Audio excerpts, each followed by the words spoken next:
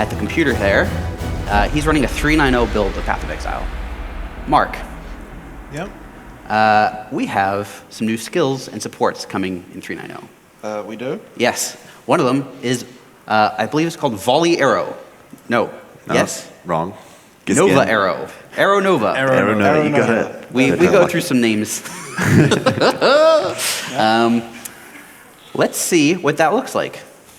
Yep. I will be... In the meantime, what do you guys think of Arrow Nova as a name? I think it's pretty good. It's all right. We should stick with it. Descriptive, I guess. It does do a Nova. It does do a Nova. Okay, so the way this works, supports any bow skill that fires an arrow. Nice. Congrats on the ding. Okay, good name. And if you fire an arrow in a location, it will fall to the ground and shoot a nova of projectiles. Pretty straightforward. Ooh. Hey, Mark. Yep. What's the upper limit on the number of projectiles you can have?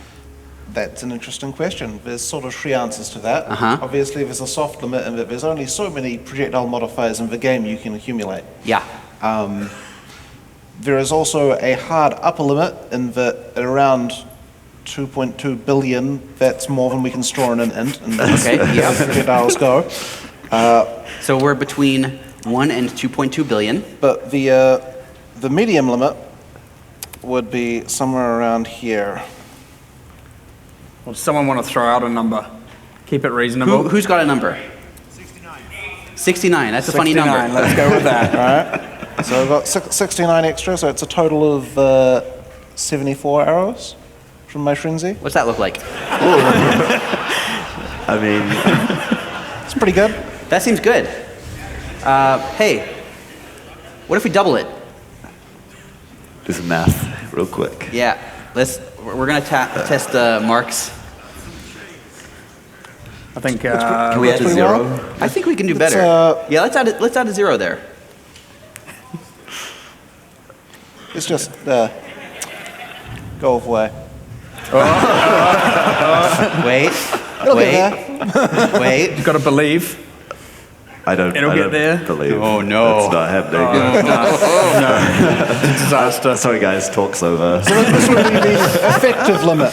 All right. While Mark figures out what just happened, let's actually ask one of these questions. We've been getting some questions in. There have been a lot of changes to skills and gems in general.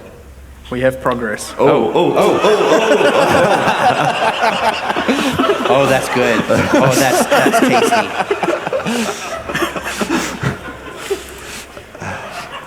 I don't want to hear any more complaints about slowdown, by the way.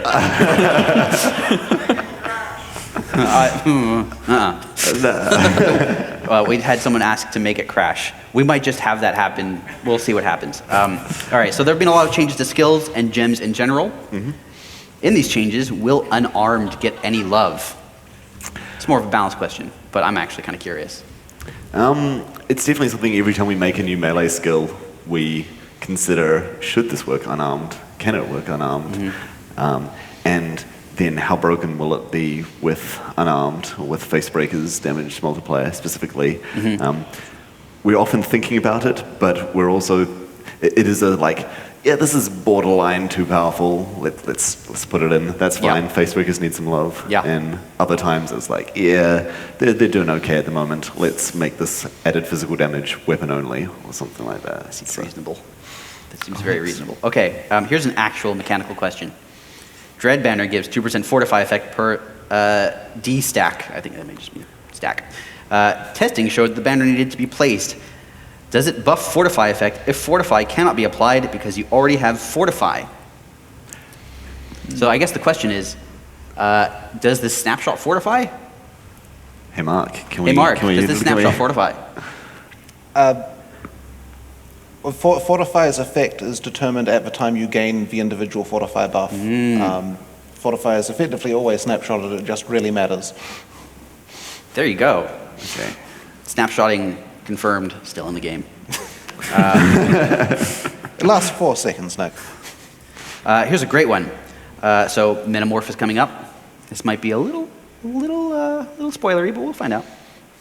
Are the bonuses to life, damage, item quantity, etc. for the metamorphs you create, in addition to the stats a monster gains for being a rare, are they all factored in, and how do they interact with map mods? The damage, life, rarity, quantity, and there's an extra stat there, is multiplicative with the damage. So it'll be more X% more rarity, quantity, damage, life. Okay. Yeah. So entirely multiplicative. Yeah. Okay.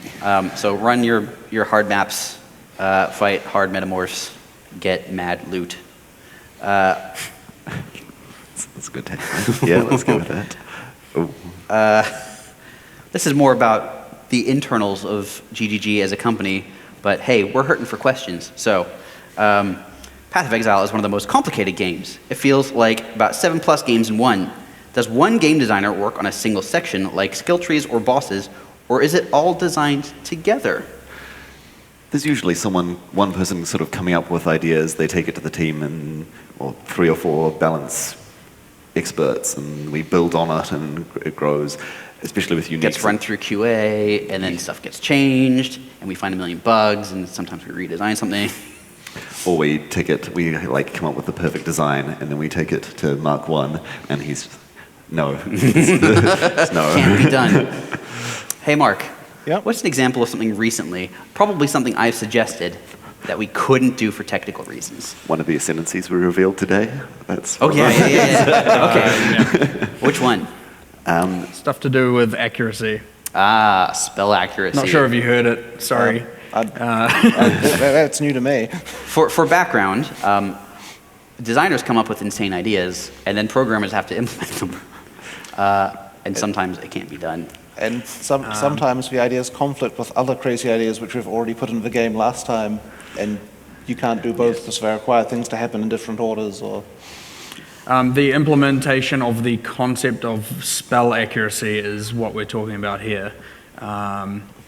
Mark possibly doesn't know about that at all. I hadn't heard of that one before. Obviously, quite. There's a little bit of fear when even bringing stuff, because it's just like there's no way. Like we have to. There's almost a skill in being able to sell it. Get everyone excited. I mean, what you should do anyway, right? You get the team hyped for it, and helps for them to know, programmers especially, what it's for, where it's going to be used, what kind of players will be using it. If it's several hundred, 10, however long hours of implementation for something that's going to be used by one player ever, it's hard to convince a programmer to give up the next several weeks of their life implementing this thing. So, in the case of an ascendancy class, it's obviously going to be seen and used by a lot of people, so it's worth going the extra mile. But that is a good example of a system we have yet to implement, but I believe we're going to do it. We obviously believe we will, yes. So, Yeah, Mark, good luck with that. Varanastra was an example. I mean, it was obviously it wasn't unused, of course, but I think it touched something like 13,000 lines of code. It took a programmer a very long time to get through all that. It still causes headaches. And that's cool, not including the testing time of someone checking all of that. To go through and check every single thing, it was hard to, even though it's a cool and popular unique, it's really hard to justify doing something like that. Again, really got to believe in it. It's also really easy to just say no to a good idea because it's going to be a nightmare.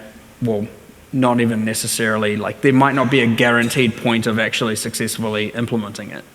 But yeah. Also, sometimes it can be very constructive, like we created instant skills for steel skin specifically, but then started spreading through so many other skills, and it's improved the game a lot because of it. And we can do entirely new designs because of that single addition. There are often ideas where there needs just to be a critical amount of use that we have to hit before we make it work.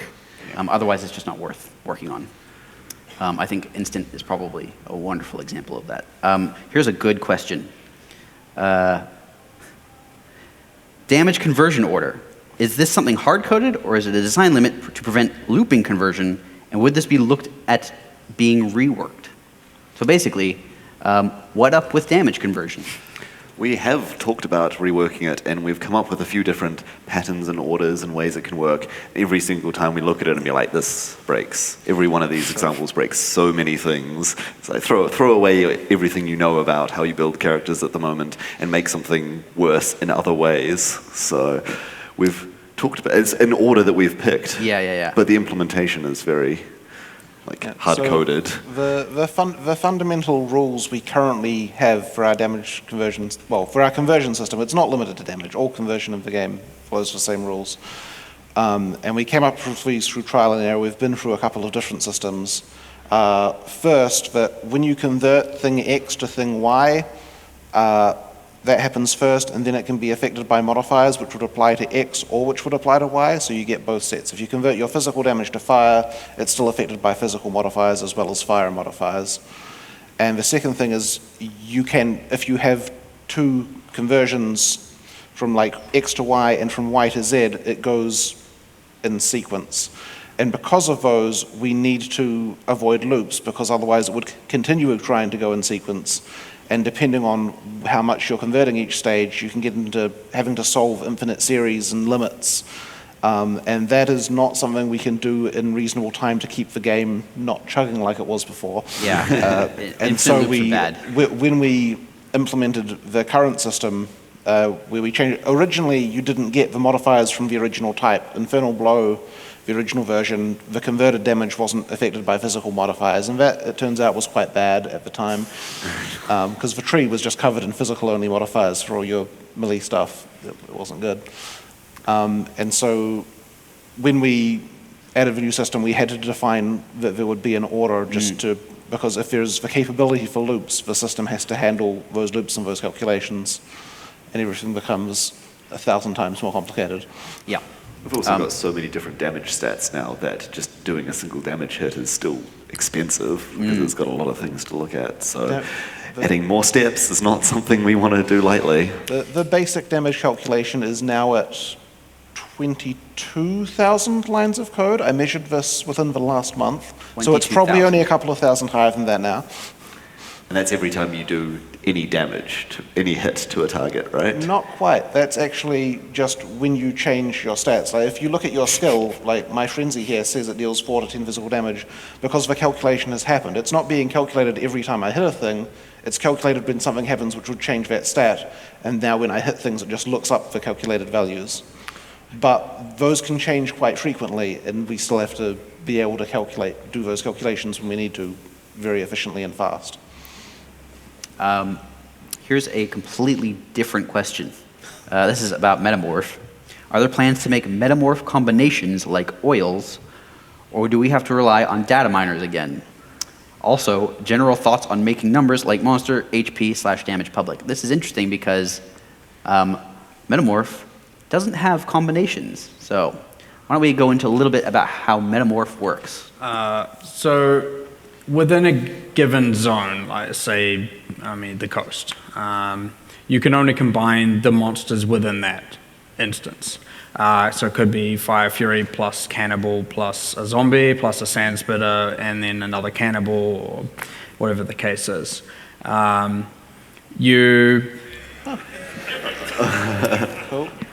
There you go. So yeah, can we Got a just crash. get the big screen taken down for now while I deal with this? It's fine. Why don't we get the URL for submitting questions up? There it is. Yeah. So within that single instance, you can put together a boss that is of those monsters. And ultimately, it's going to turn into a zombie, do a melee attack, because you can't... Like, we don't have... in the case of monsters that just have a melee or a basic spammable, it's often the case that that monster is going to be used in a particular slot, right? So this is the eye, I guess. So it will be able to use that skill with no cooldown.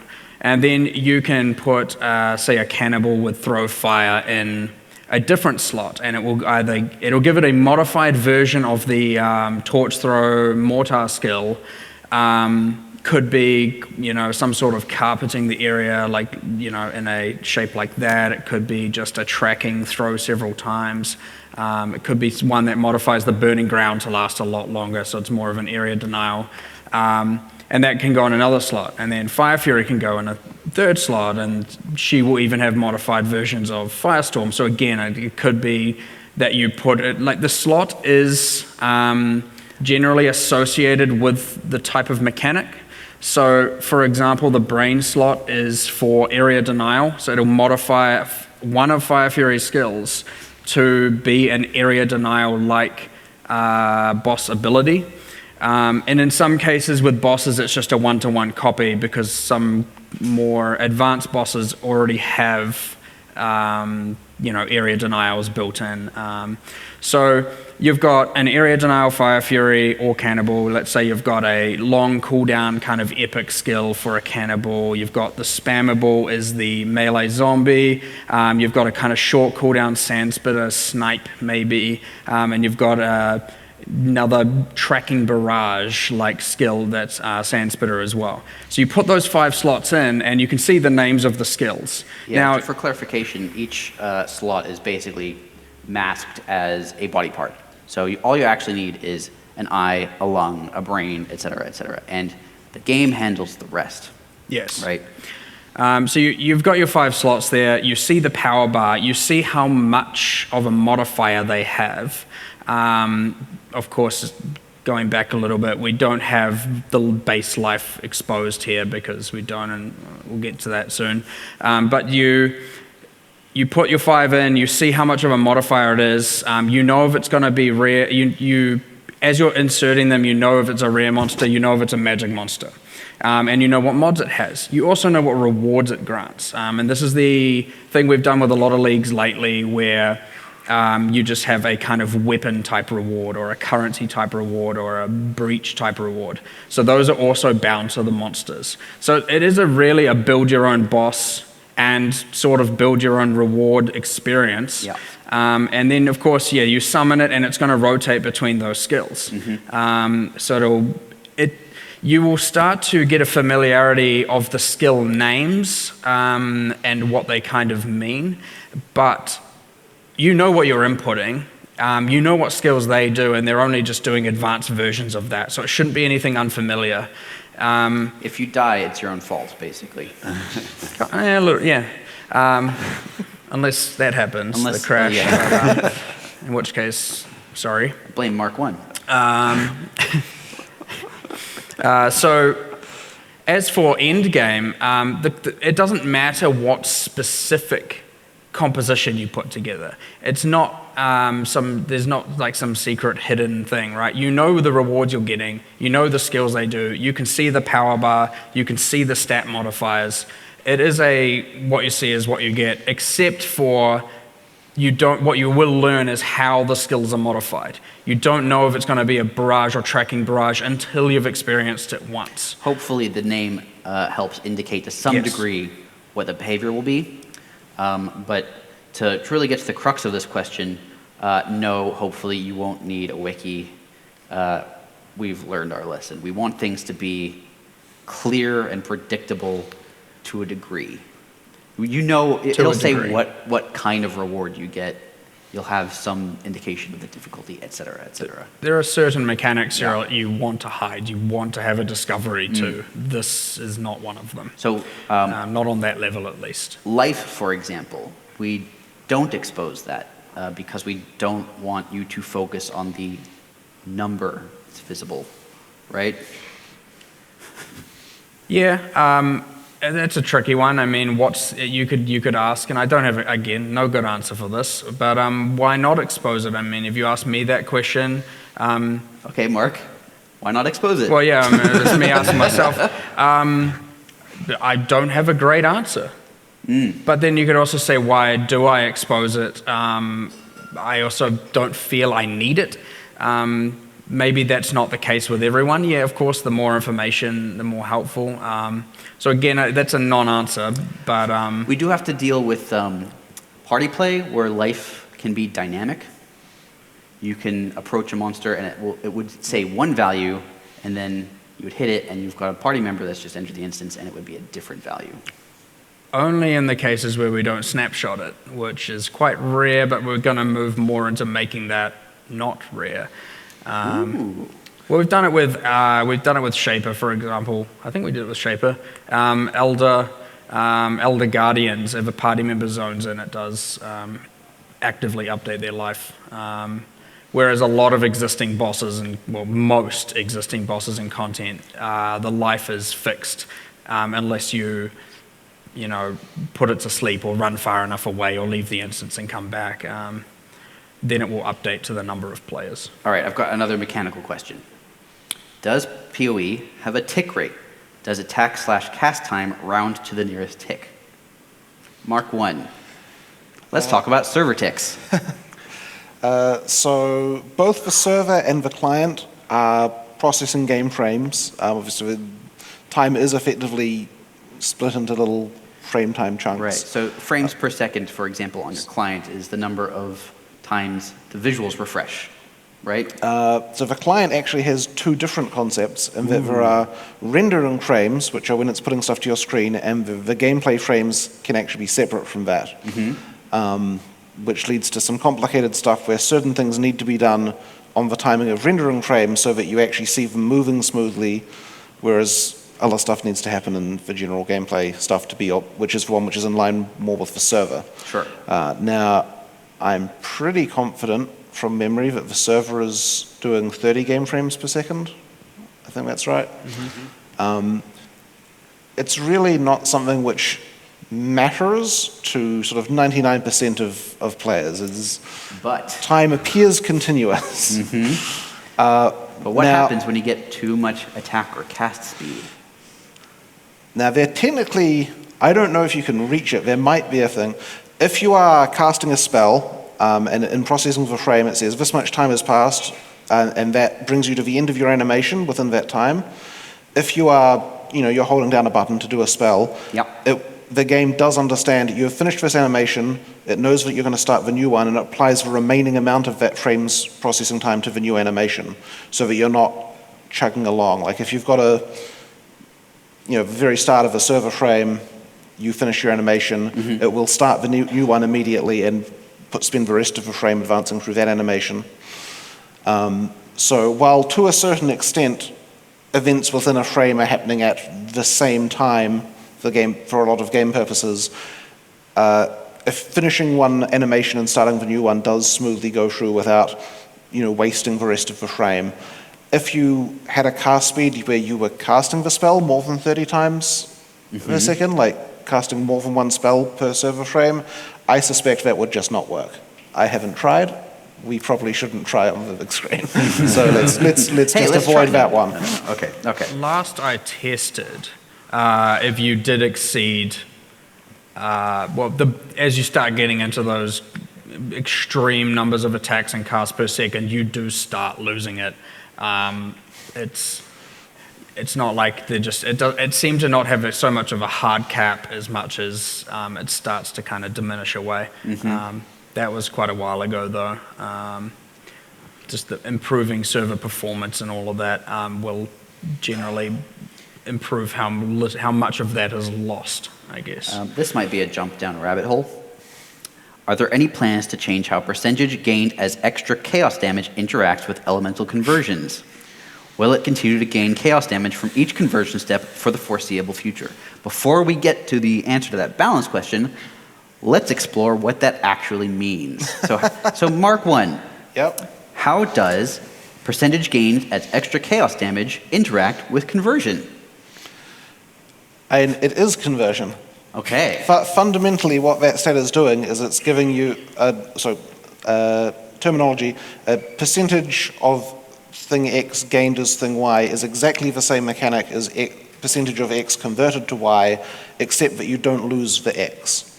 They're the same thing, except that you keep what you you change it into the new stuff and have the old stuff. You can have your cake and have eaten the cake, or I guess turned the cake into a muffin. Why would you ever go in that direction? Who wants... Stick with the cake. That's the All right. question we're asking now, isn't it? So fundamentally, the stats which give you elemental damage or non-chaos damage as extra chaos damage, that's a one stat sort of label for individual stats, saying for each damage type, of which there are 5 because darkness doesn't really count. Darkness of the Azurite Mind variety, correct? Yeah. Yeah. That's a secret, not really damage type, by the way. Only exists for damage over time. You can't deal hits of darkness damage. There you go, so don't even try. You have an outlet. But so it's for each of the applicable damage types, you have a stat which converts some of that damage type to chaos. And as we established, if conversions can chain, they will do so. So at the point you're converting from physical, it says, well, that's not chaos, therefore some of it you get as chaos. And then maybe you also convert some physical to fire, and then if you're converting some of the fire to cold, can't go very way. Physical to cold, cold to fire. Yep. Then at each of those steps it's saying, well, the thing we are converting from is non-chaos, and this thing says that some percentage of that goes to the chaos damage. And because of those rules, which I mentioned before, where they have to happen, they're independent and in sequence, and because of that and the way they're calculated, there isn't a difference between the ones from the non-chaos stat, which is sort of labeling multiple individual stats, which sort of really exist there, and other conversions. So Rory, that's why it what's works the the way end it does. result? It's too strong. So it allows you, if you're doing conversion, then conversion, then conversion Yeah. through multiple elements, and then you have this non-chaos added as chaos, then that 20% could be applied 3 or 4 times from the original physical damage amount, or And the end result starting amount. ends up being a lot bigger than 20%, which is very unintuitive. Yes, and it's an interesting mechanic. It is a very interesting mechanic, but you have to know multiple layers of other mechanics to really take advantage of it. Yes, and there's a few specific ways to take advantage of it, and if those are the way to get the most damage out of certain weapons and out of certain mechanics, then it gets kind of boring after a bit if you have to keep doing that. We've talked about ways to change how this works, but nothing that's made Mark 1 happy with our suggestions. He's the gatekeeper of conversion. There have been certain plans which were definitely going to fix that and were going to work, which you didn't like as well. Oh yeah, I mean obviously everything either has some balance consequences as well of, this opens up a new horrible wormhole of... Remember that question earlier about whether or not one person works on a thing? There's your answer. All right. Just a bit more on that real quick. We've discussed several times about changing that. As was kind of explained, we have had, in fact, several, I cannot remember any, I was trying to think of it for that whole time. We've had several things where it's like, we can do this thing, but only if we rework or change the conversion system. It's just come up and come up and come up, and this has been part of it. I don't think we've had a 3-month cycle without this coming up as a balance concern internally, obviously, externally. I will get there. We will get there. I can't say when again. I can't even say how based on, again, this discussion, but... Argue about it now. No, kidding. Yeah, we'll figure something out. I've actually had multiple questions about nearby. So... We'll all give you different answers, so I'll tell you that. Is nearby going to be standardized? No. Maybe. Yes. No. So the reason Okay, now why? The reason for the answer of why is that nearby fundamentally is modifiable. It's affected by you. If your nearby just indicates that something has a range. It's used to say, because we can't just say this affects all enemies when there is a range or not. Nearby is a thing to say this is affected by range. And in huge numbers of those cases, that range is entirely modifiable by the player in huge ways. Like it can't imply a specific range because it means a wildly It isn't a different thing. specific range. Yes, Yeah. it is fundamentally, the term was added to the game to describe a thing which is wildly variable. I guess a second point to that is why, if we don't already in every case show what the value is, then that's probably something we... That one comes back to what we were discussing before of judging the worth against time, because that is something we would like to do. There has been discussion of how we would be able to do it and what is necessary, and it comes down to quite a lot of work. And at some point, maybe we'll find something which really makes that feel justified, but at the moment, the seesaw hasn't quite tilted the other way on that We yet. haven't hit that breaking point yet. Yeah. Are there any plans to streamline descriptors such as U to properly reflect how they function? Currently, some usages of, e.g., the U descriptor includes totems, minions, while others do not. Yes. So I guess the question is, sometimes the U is your totem, sometimes it isn't. Which one's the true U? So this is a thing which Roy and I have discussed, although I don't know how well he'll remember it, because it was at least 2 years ago when we last had a big discussion, and we had coming planned. back to me now. We had big plans to do a full review of this, and there still has not been time for that. So they're still looking for they time to have- figure out who you are. we are trying to incrementally change things as we find them to try and make them a bit more standard. Unfortunately, there are multiple pressures on describing how we describe things in Path of Exile. Obviously, clarity is one, and I always try to emphasize clarity. Not the aura. And no, the aura is bad. Don't use it. Just to be clear. Yeah, just to have clarity. Yeah. Not the aura. But there's also, like, we do try to keep them short, particularly if they're going to break onto multiple lines. It makes them much more confusing for people to read. It causes problems. And so some things which perhaps should say, like, your skills, just say you, because we needed that to fit them into a line. Mark 1 and I have regularly had arguments about how to describe mods that get heated. Many people in the Grinding Gear office are very passionate about how we communicate these effects to our players. We care a lot.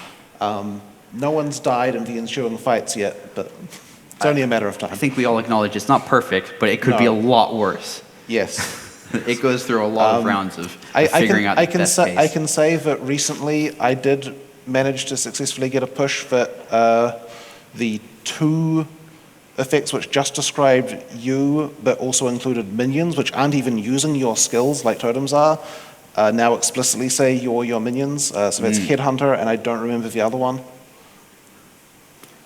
Well, maybe we'll find out. Oh, Mark 2. I feel like it was a Blight unique. It was one which creates the Blighted Spore Blighted thing Spore on one, kill. Yeah. Yeah. I don't remember what it's called. This is The Blight totem looking thing. That works for minions. Okay, cool. oh the mushroom, the spore. Yeah, the Okay. mushroomy one. Yeah. This is a big problem in development where nothing's named until the last 30 minutes. And before by the deploy. way, it's not a spore. That's the fruiting body. I agreed with you when you pointed that out, but the name was set in stone at that point. The amount of times I've had to explain fungal biology. Oh, okay.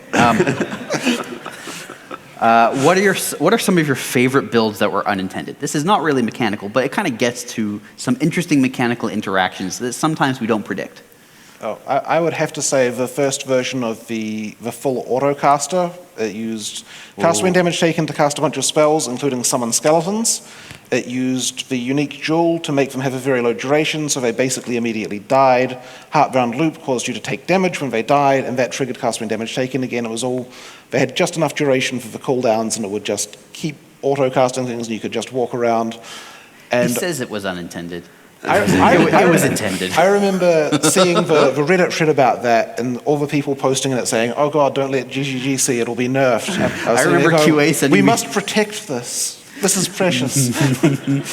QA was sending me gifs of endless raging spirits and going, "Is this fine?" I was like, "Yeah, this is really good." We love seeing people come up with crazy, ridiculous, weird ways to combine the little pieces we've given them.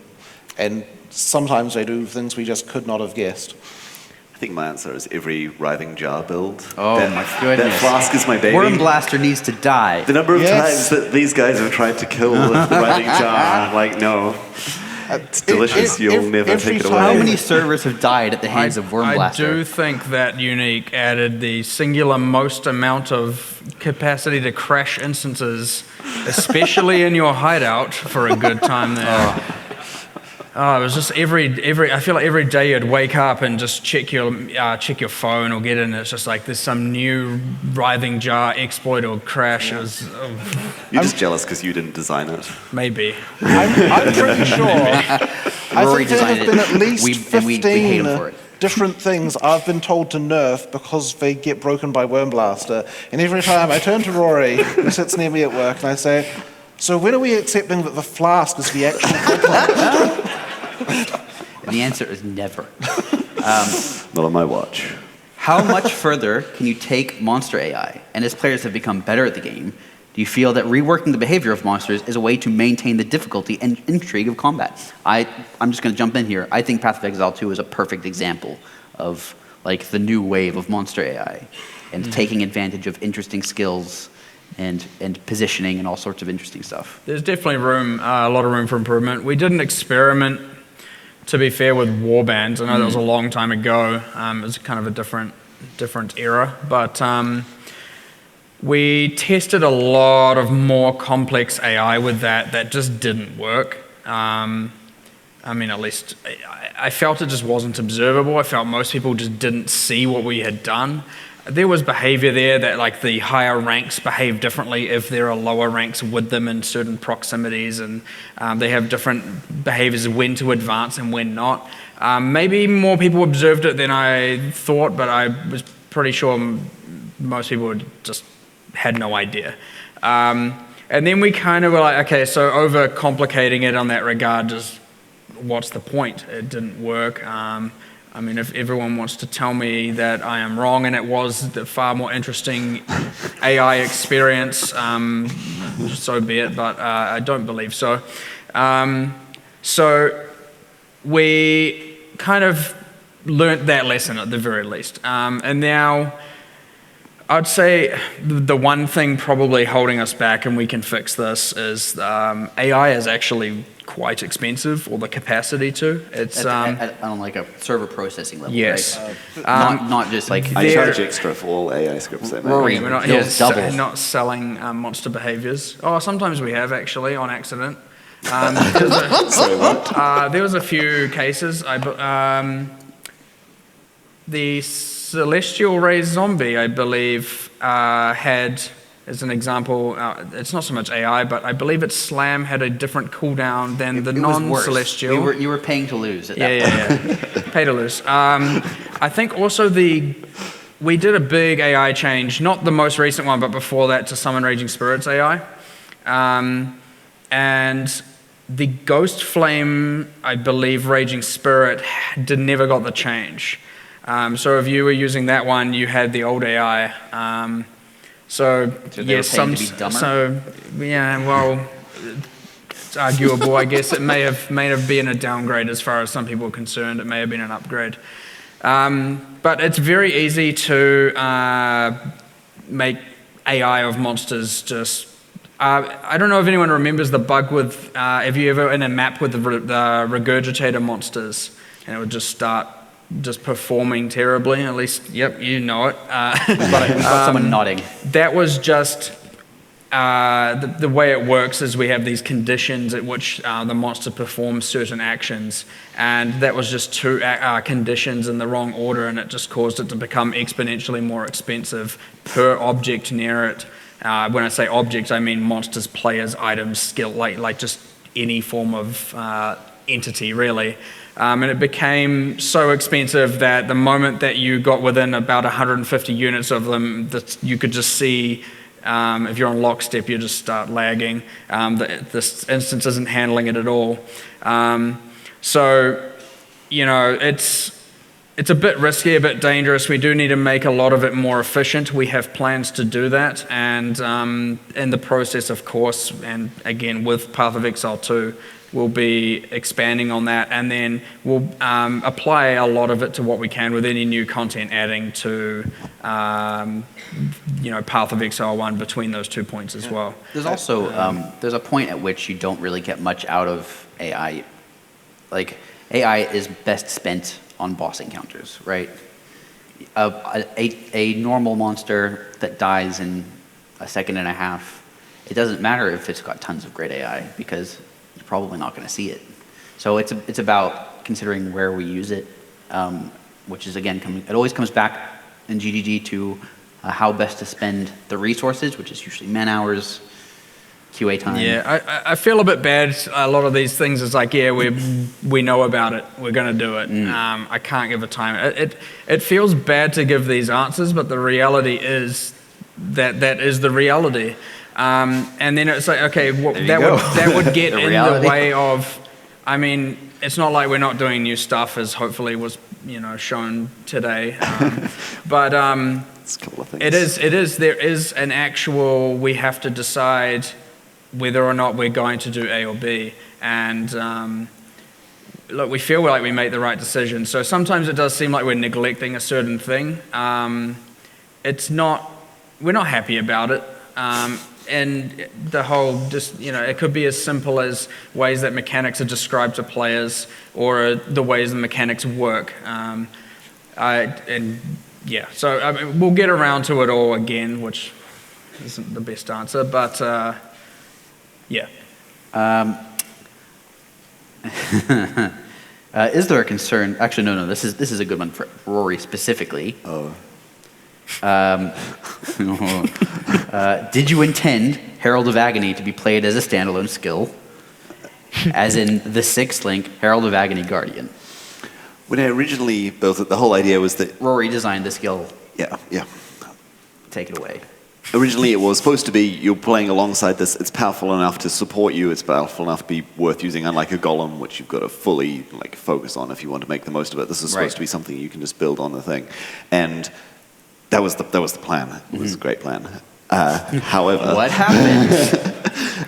The very first time I just passed it to someone from QA who's got some balance expertise, and like, okay, make the build of this and do what you can with it. And he's like, okay, I've got this Marauder with 9k life, and I'm like, oh, so how are you doing damage? And he's like, oh, I'm not, but I've got this amazing minion doing all the work for me. Mm-hmm. I'm like, oh, well, you could just lose a couple of thousand life, and you could be doing as much damage as the minion, and your clear speed would double. And he's like, but I can't die.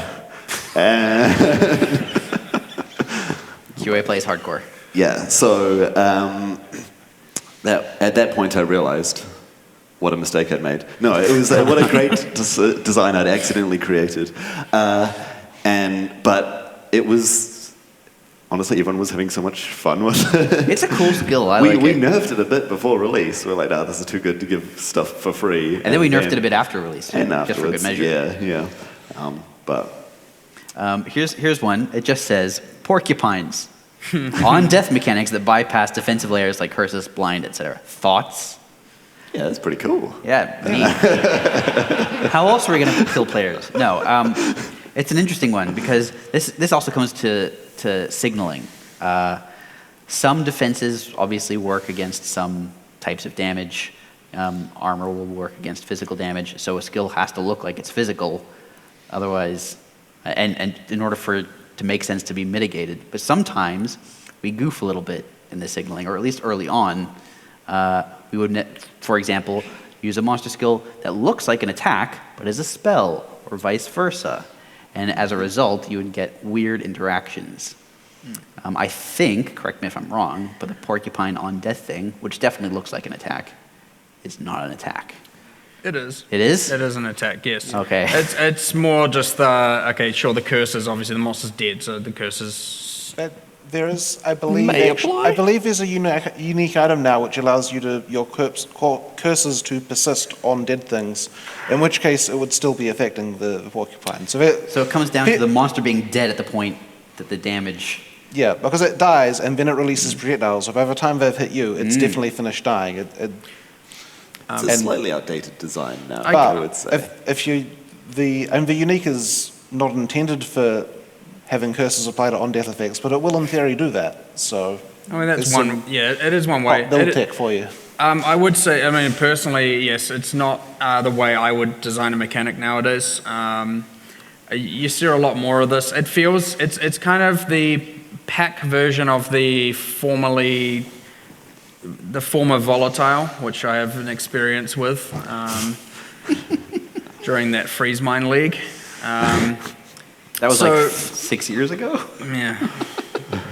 Yeah, but it's just a zero telegraph kind of, you can't dodge the projectiles reasonably, right? I mean, they're so rapid, so fast, you can't predict the angles. Yeah, you're going to take a bunch of damage. Sometimes that's okay. It's okay to force damage on the player. These probably would now, with the amount of danger they have, would probably be designed in such a way where there's a little bit more of a telegraph and notice before the damage occurs. But yeah, we also it's very hard to take a monster that is successfully killing players, and I say successfully. I measure my success on the amount of players I can kill. In game, right? And the amount of ruckus I can produce. Those are my two, kind of not really. And it's really hard to take something that's, succeeding in terms of as its job as a monster and to then, nerf it. I mean, a change to make them do something then emit it would effectively render them quite harmless.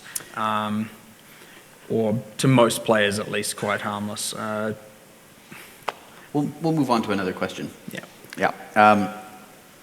What mechanic have you always wanted to implement that you were unable to due to the engine limitations?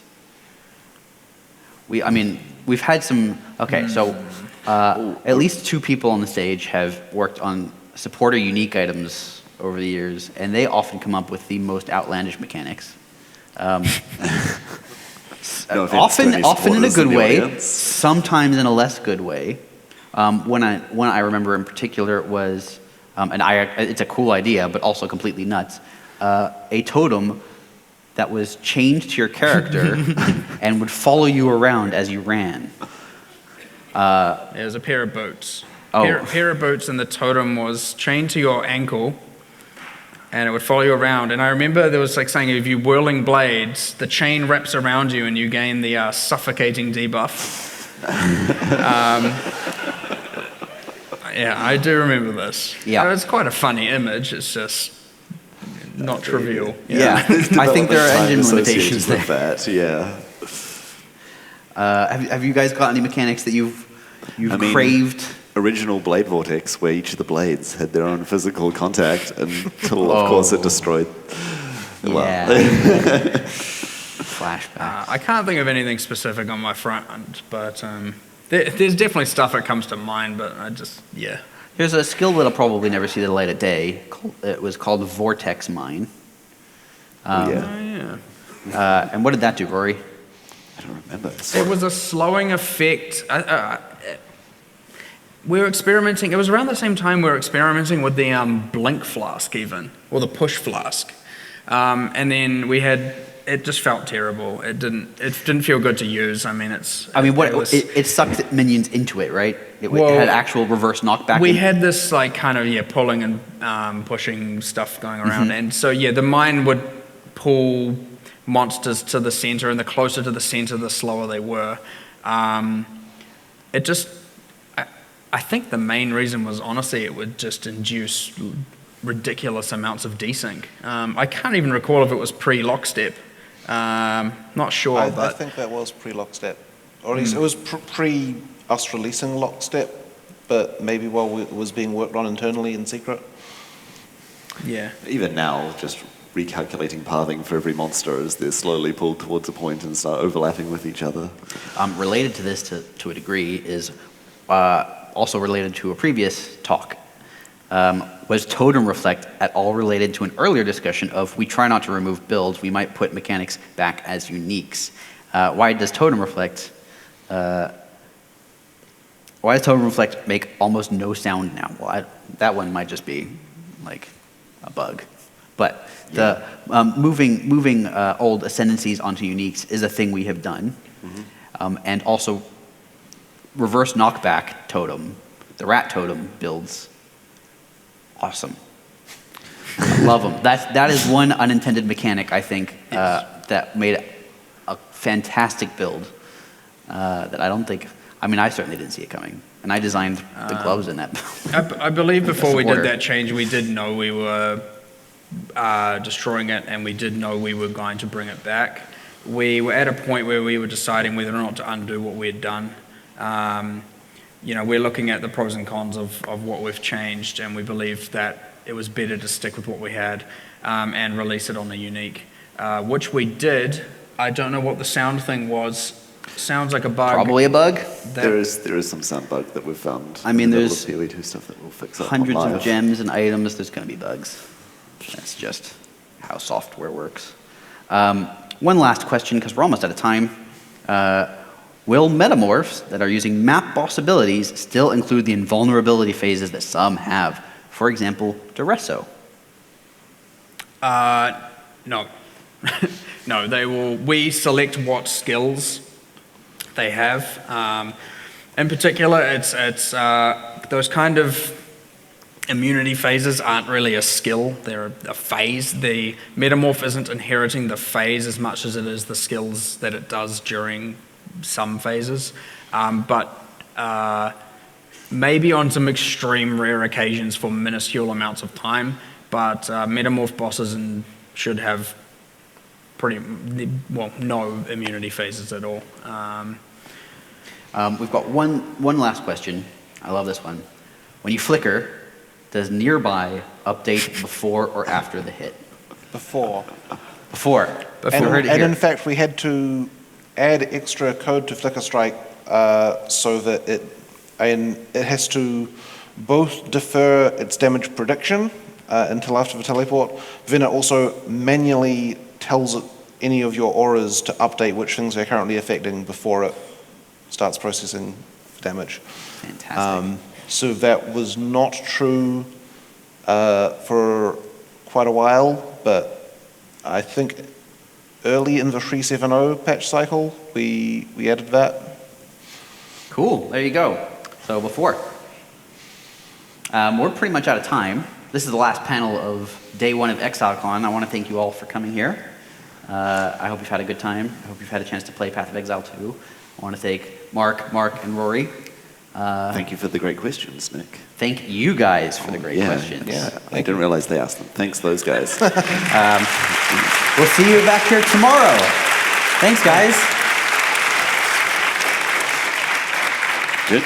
Thank you. Thank Thanks. you.